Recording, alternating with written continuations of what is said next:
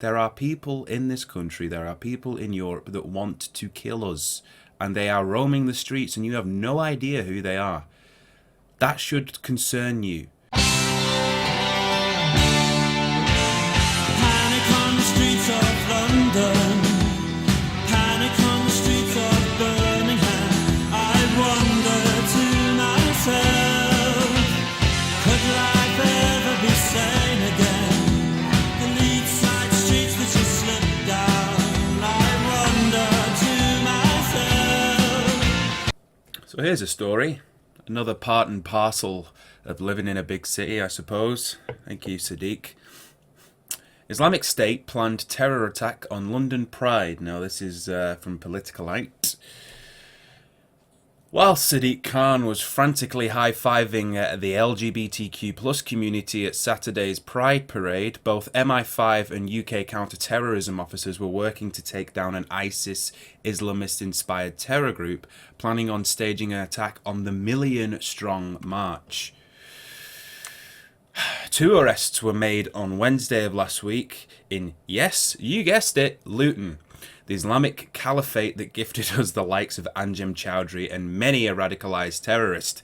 A 28-year-old woman and a 25-year-old man were detained in police custody following intelligence-led raids of a business address and a residential address in Luton. Now, I was actually in London last weekend visiting my brother, who is gay, and we decided not to go to Pride because we were doing other things, and thank God we didn't. I mean, or thank God this didn't happen in the first place. But we aren't safe anymore, and you're not going to see this on the BBC either, or ITV, or Sky News, or any of the mainstream media outlets, because it sheds light on a problem that we all know exists, but people just want to pretend that it doesn't exist and sweep it under the carpet. Can you imagine if these terrorists weren't stopped? Can you imagine the carnage that would have ensued? It's just unthinkable. It'd be interesting to know how many attacks like these are quashed by the intelligence agencies every week. And I wonder if every single one was reported, breaking news, another terrorist attack has been stopped by MI5. It'd be a daily occurrence, and then maybe it would terrify the shit out of the nation, and rightly so, though. But maybe then, if we actually did that, people would start to wake up to this issue. Because all we do is, it's like in Manchester and after 7/7 and everything, it's just don't look back in anger, guys. It's fine. It's just a couple nut bars. We're all a solidified community and love each other and this, that and the other, and it's just not that black and white. There are people in this country, there are people in Europe that want to kill us, and they are roaming the streets, and you have no idea who they are. That should concern you. Like I said, you try and find this anywhere else. If you do, link me, put a comment and put a link, and I'll read that. A Met Police spokesman said a warrant of further detention has been granted by Westminster Magistrates Court in relation to a man and a woman arrested in Luton on the 3rd of July on suspicion of terrorism offences.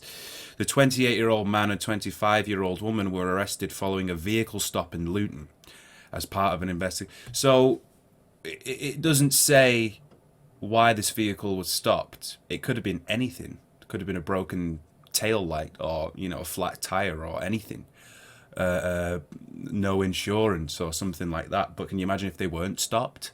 This is the thing, we are constantly on the precipice of these attacks happening, and people go about their lives unknowingly.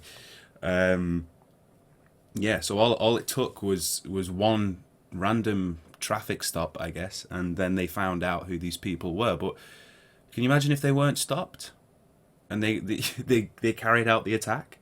Potentially hundreds of people could have been killed. It's funny as well. Well, it's not funny, but it's ironic, the whole thing in Birmingham with the LGBTQ agenda in the curriculum, and thousands of Muslim children have been pulled out of school because, whether you like it or not, Islam as an ideology, as a theology, as a religion, aren't too fond of homosexuality.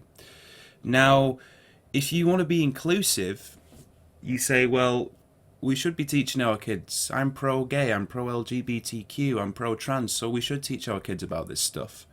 But these same people also say, I'm pro Islam, I'm pro multiculturalism. And this is where the left starts to eat itself. You can't have both.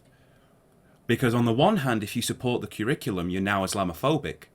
On the other hand, if you support the Muslims, which I do in this case, not for any theological reasons, but purely on the basis that I think primary school, elementary school children are too young to be learning about sexuality. They're not, by definition, sexual beings yet. They shouldn't have to learn about it. And I know that these curriculums and stuff are set up in good faith.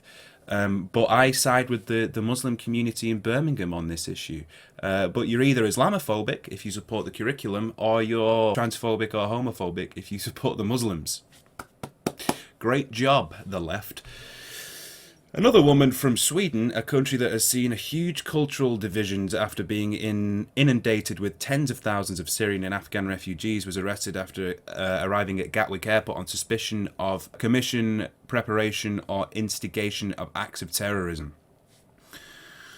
The 40-year-old woman is allegedly tied to the Islamic State. There are so many of these people around us that we just have no idea are there. And we've got the mayor, the Muslim mayor, Sadiq Khan, the mayor of London, going down there with the Met Police painting their faces with rainbow flags and stuff like this. Meanwhile, the actual heroes of this story are the agents at MI5 and the security agencies who are keeping us safe.